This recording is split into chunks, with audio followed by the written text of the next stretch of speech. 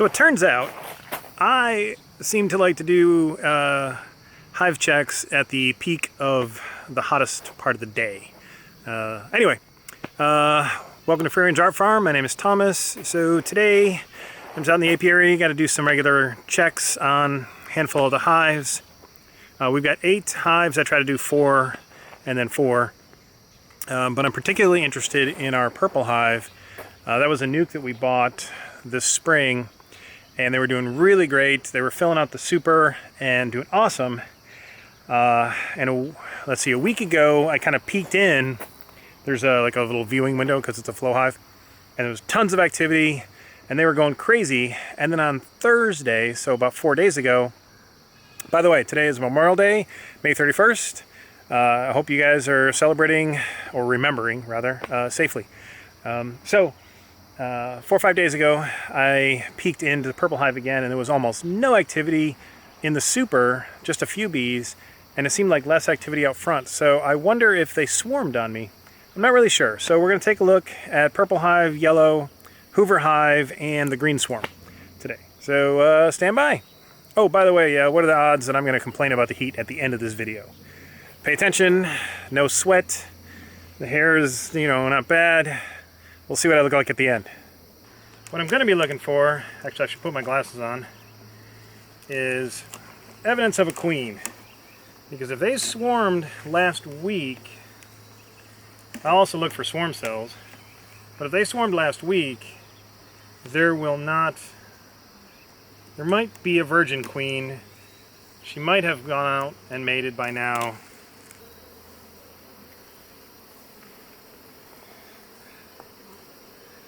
Lots of drone brood, some honey.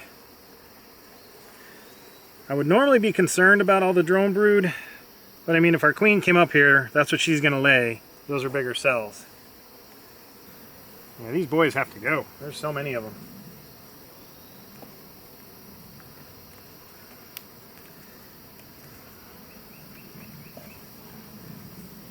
Wow, this was almost all capped honey just a few weeks ago. Yeah, this is all mostly empty. Wow. Well, hopefully next month. June should be our big flow. That's tomorrow. We just had a bunch of rain, so hopefully that'll supercharge. Yeah, look at all that drone brood. Look at all those boys, just a ton of them. And I see some larvae. I don't see any eggs, but there's definitely some larvae in there. Alright, so let's see what the box down below has to offer.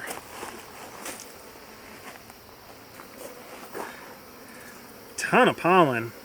Look at all that pollen in there.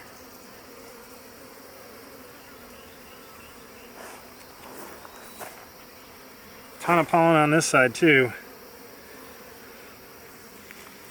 Honey and pollen. These girls aren't happy that I'm in here, that's for sure. Nectar and pollen down here. Ah, there's some brood. Alright, I see larvae. Some good larvae. Younger larvae. No eggs yet, but that's encouraging. Yeah, I see like 3-day-old or 1-day-old larvae, which is about 4 days after laying. So we definitely had a queen in here, upwards of a couple days ago. Some more larvae in here. Just so many boys though. That's why their numbers are going crazy. Because there's not enough girls to take care of all these boys. Because the boys just stand around and get fed and get cleaned. It's not a bad life. Alright, I want you all to see what I just saw. Right there. Wait, yeah, there it is. Okay. That looks like a capped swarm cell.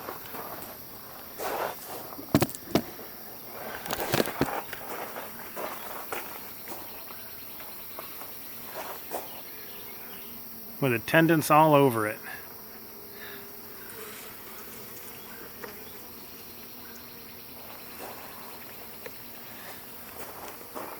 Now these other two are empty and dry, but this one's capped. So that's somewhat concerning as well.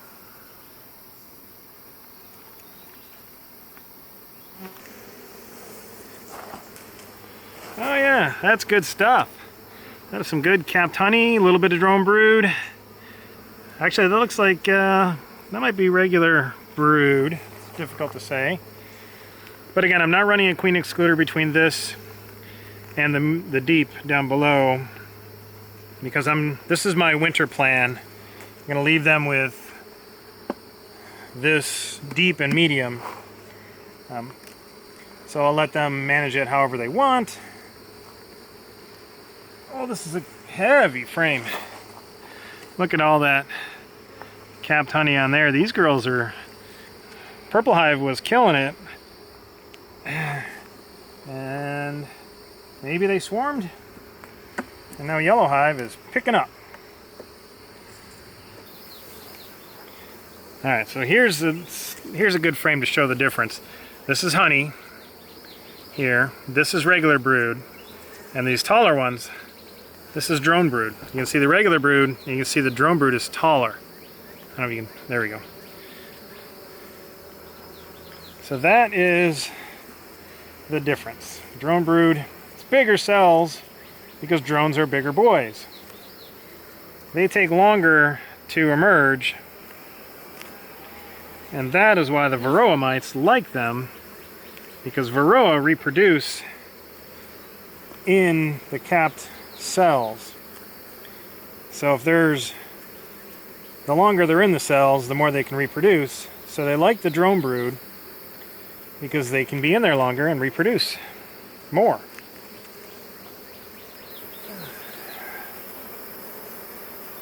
Alright, I see eggs in this one. So that's good news. Good looking patterns. Lots of brood. These girls are doing better than Purple Hive. So I'm going to close them up. Alright, so this is Hoover Hive. And I wanted to check on this one because they were a full, like lots of bees and stuff, but they just were not moving up into this super last time I came in to check on them. Oh, look at that. Good. They are up in the super now, so that's good news. Alright, how we doing down here, ladies?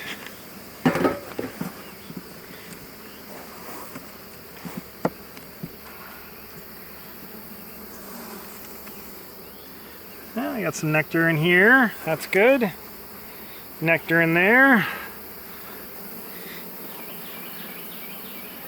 Lots of young larvae. Oh, look at that. Look at that. These girls are ready to swarm too. Look at all of those swarm cells.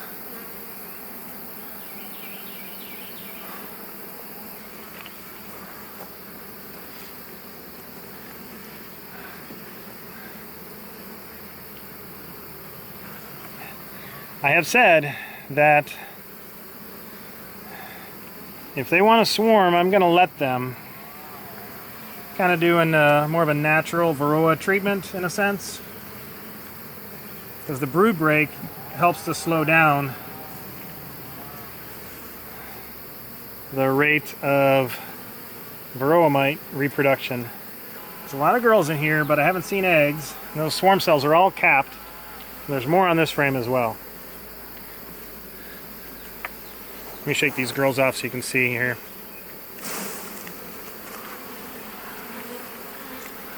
Swarm cells, here. Just a couple of them on this frame actually, but those are swarm cells. Well, there's 3 of them. There's one here as well. Swarm cell there, there, and there.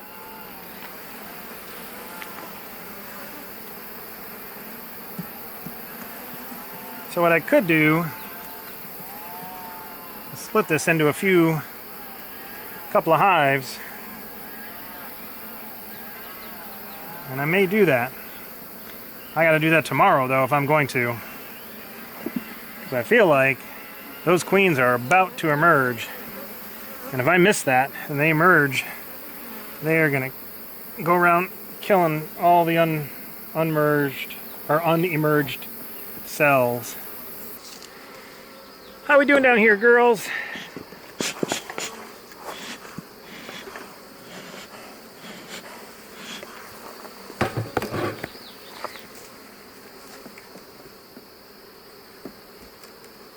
This was a swarm we caught. This was the second swarm, so they were kind of in the middle of the yard. We got some young larvae in here. Some eggs, so that's good news. At least this one has a queen still. Now this was some of the comb that they built while they were in the swarm box. And I rubber banded it in and they filled it all in nice. Alright, we've seen eggs. We're just going to do a quick check for some swarm cells. But look at that brood pattern. Some larvae up in here that isn't capped yet. We got actually some eggs, some honey. Same thing on this side. This queen is beautiful. So green swarm has a great queen. Oh, it's a heavy frame. Another good brood pattern.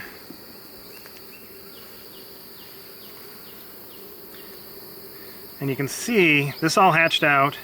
And then this is brood that's going to be hatching soon. And there's kind of a ring that would be some of the bee bread. And then the honey. So this is really what you want. You want to see a little bit of some drone brood at the bottom.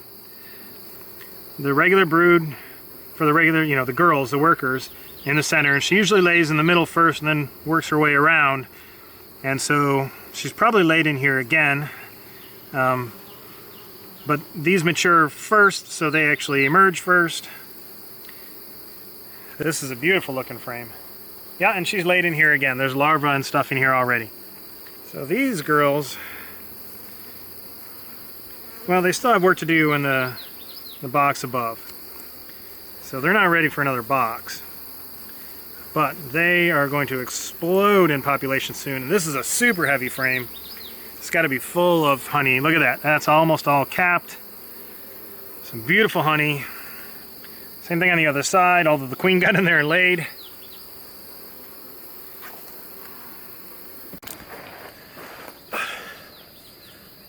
I'm not going to say it. I'm not saying anything about how hot it is and how sweaty I am. Beautiful, wonderful. I feel great, refreshed. Like I had one of those cooling cloths or something on the back of my neck. I feel awesome. All right, so lots of interesting updates. So I'm fairly certain that the purple hive has swarmed. They had a ton of drone brood in their medium, in the super. Partly my fault, I didn't put a queen excluder between the deep and the medium. So the queen laid a bunch of drones, but again, if they're getting ready to swarm, they lay a bunch of drone brood. So I'm going to put 50% of the blame on the swarm and 50% on me. Same thing with yellow hive. So I didn't find any eggs in purple. I found some young larvae. Same thing with yellow hive. No eggs, but young larvae. And I saw... I'll have to review the footage now. See, this is why we take notes. I saw swarm cells, and I believe they were uncapped in both purple and yellow. So if they're uncapped, girls have swarmed. Now when I went to Hoover hive, so these are nukes that we bought. So they're doing well. So I went to Hoover hive, and I saw at least three frames, probably 15 or 20 capped swarm cells. I also saw eggs. Now the queen may have already swarmed. There was a decent bit of activity in there. Now they had plenty of room in the box. They had a whole medium above that they hadn't even really just barely started working. What I think I'm going to do is I've got a resource hive, one of those double 4-frame nuke things. I want to try it out this year.